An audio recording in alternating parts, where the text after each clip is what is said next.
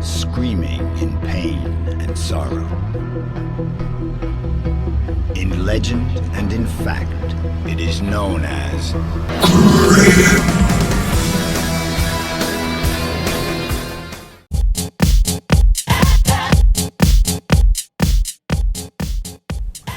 Algorithms are finicky bastards, and so even if you're subscribed to me, even if you've clicked the bell and gone through all the other rigmarole, even if you follow me on social media, you might not see what I'm up to. So I have a mailing list. Postmortem-studios-fan-group, which is a bit of a mouthful, but all you have to do is navigate your way there once at groups.google.com and subscribe, and then once a month you will get an email with everything that I've done in the previous month, and isn't that special? Alright, today let's take a look at Guildmaster's Guide to Ravnica as I continue to make my way through D&D books. Now, this is a Magic the Gathering setting, which is something people wanted for a very long time from D&D, for them to bring their Magic the Gathering settings into Dungeons & Dragons, and they've done so with a couple of their settings. Maybe more will be coming along, I don't know. This one is a tech magic urban adventure sort of setting, set in an ecumenopolis, a world city, which comes from the Greek. Ecumen meaning world, polis meaning city. This is a term invented by Konstantinos Doxiadis, a Greek architect, and was first properly explored in fiction really by Isaac Asimov, with the capital of the Terran Empire in his Foundation series. Though there are other examples throughout fiction, for example Coruscant in Star Wars and Holy Terror in Warhammer 40,000. So yeah, it's an idea that's been out there in fiction really since the 1960s, not long after our architect friend came up with it, though similar ideas have been found elsewhere of enormous cities and worlds within cities, that sort of thing. You could even regard a Dyson sphere as a sort of ecumenopolis, a completely contained world and city, often. It's an artificial landscape.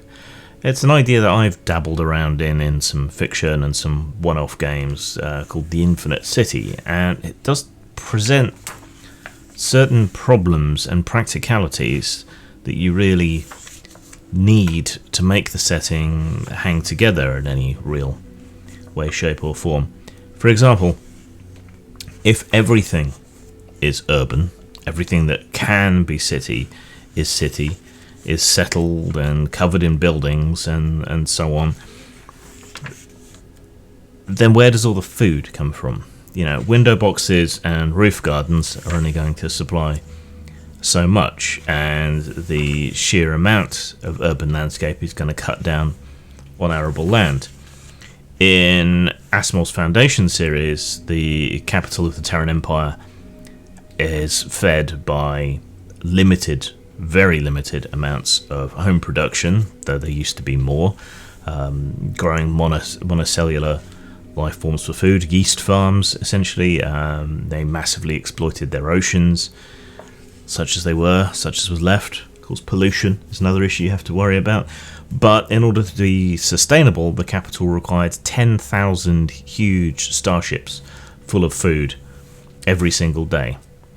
And Holy Terror is probably not that much different, because here we have magic, but it's going to take a lot of mages working together constantly, using all their spell slots, producing food to feed the kind of population that you're going to get in an ecumenopolis. None of this is particularly well covered here, unfortunately. So magic, you ain't got to explain shit, but even with magic has to remain plausible and consistent within the setting. So I was a bit distracted by the practicalities of where all the fresh water and food were coming from, and while magic solves it, you need an apparatus within the magical orders and guilds and so on in order to make it work, and it doesn't really seem to go into this particularly.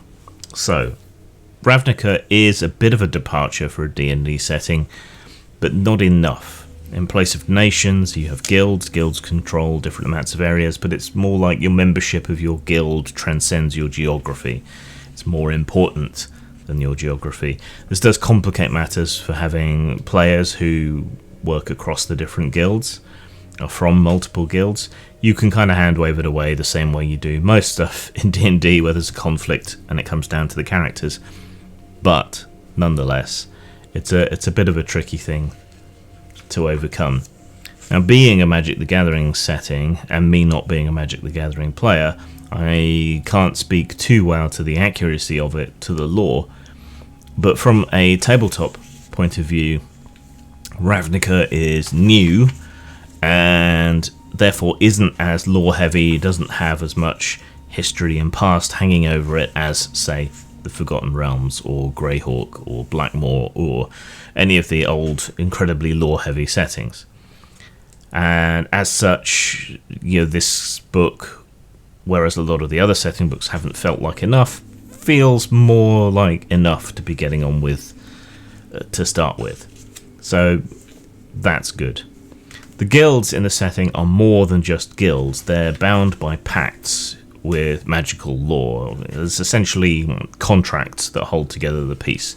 Magical promises between people, enforced deals, and so on. And you either can't break the terms of a contract, or there are massive consequences for doing so if it happens to be a magical contract.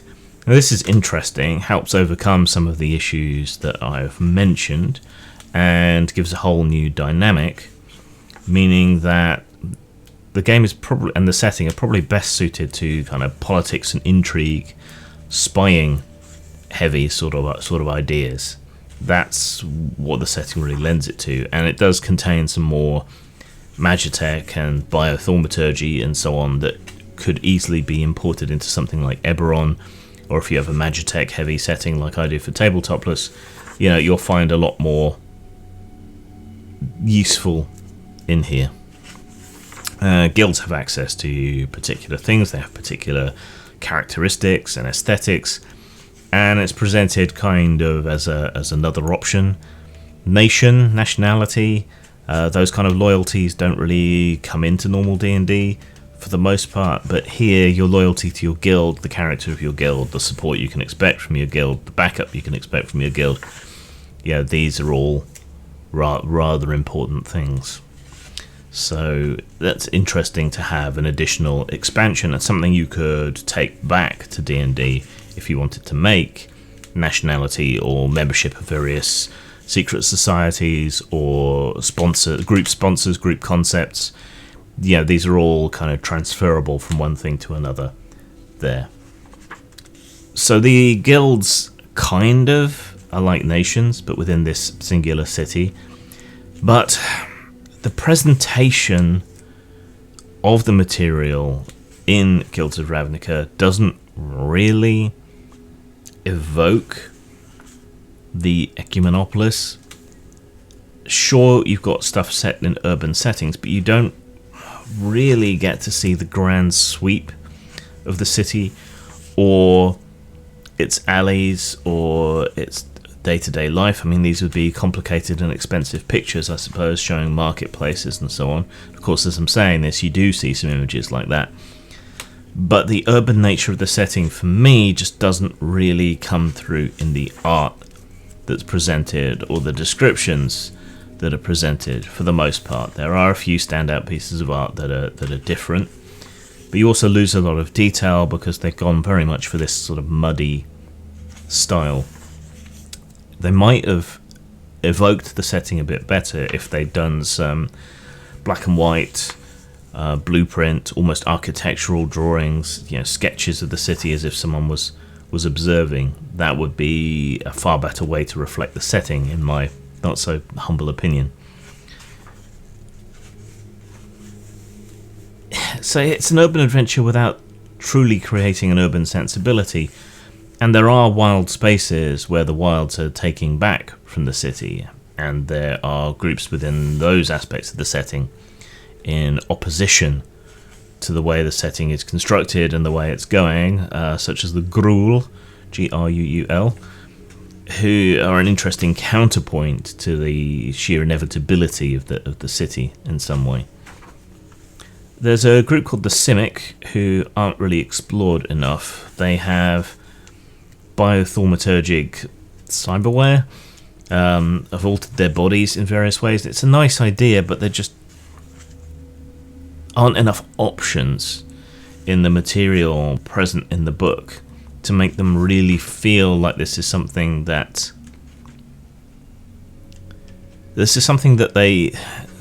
they've really fully explored, that they've done. If you're going to explore bodily options and changes and capacities for something like the Simic, you really need to produce what is as close to an exhaustive list as possible. Something I am nicking and expanding upon for some aspects of my tabletop list game. There just aren't enough options, whether it's for the Simic or for the Krasis, which are sort of biothaumaturgically engineered beasts and monsters. The tech isn't really gone into in enough depth either. What if I want to make my own devices? How do I go about that? Some sort of loose construction rules for technomagic rather than pure magical artifice. Getting towards the end of the book here, you get all your usual stuff that's generically useful across many games. Enemies, magical items, they've got a whole bunch of new and different angels and demons, more nature spirits, some sort of titanic beasts that can threaten to destroy the city. They're quite where they're hiding, I don't know. But there are plenty of options here, and one thing that is interesting is how they have incorporated creatures that are normally considered monsters into the government of the guilds, membership of the guilds, running various aspects of the city, and so on. So overall, it is interesting. It just lacks the depth on a few points that would make things so much better in the game overall. So, in terms of style, it tries, but it doesn't really present the ecumenopolis that it talks about, and the short sort of snatches of characterization and description also don't really capture it. But it is different, and that is worth rewarding with an additional point, I think. So in terms of style, I'm going to give it a rather generous 4. In terms of substance, it has enough overall, but not enough where things need to be expanded a bit more than they have been. But it doesn't suffer from the problem that a lot of their setting books have, that there's just not enough material overall. So in terms of substance, I have to give it a generous 4 as well, because it does have everything you need, it just doesn't have everything you want. So that would give it an overall score of 8 out of 10, 4 out of 5, but it's a low 4 out of 5, if that makes any sense. It has interesting aspects, it has interesting material, it has enough, it doesn't have the weight of lore on it, it just doesn't quite manage to bring everything you want out of what is otherwise a very interesting setting. And it does have very stealable aspects, such as the guilds, such as the biothaumaturgy, such as the monsters and magical items, which is true for any setting, but this one in particular. I would use it as a supplementary material in terms of rules and options to Eberron, or to help construct your own Magitech setting, which is basically what I'm going to end up using it for. Zang. Satana Station is an addition to Machinations of the Space Princess. It's a whole sleazy space station full of locations, services, adventures, and inspiration for your old-school space opera games. Over 100 locations, a bevy of non-player characters, and more plot hooks than you can shake an Arcturan mega stick at. Buy it at post-mort.com, drive-through RPG, and hard copy at lulu.com.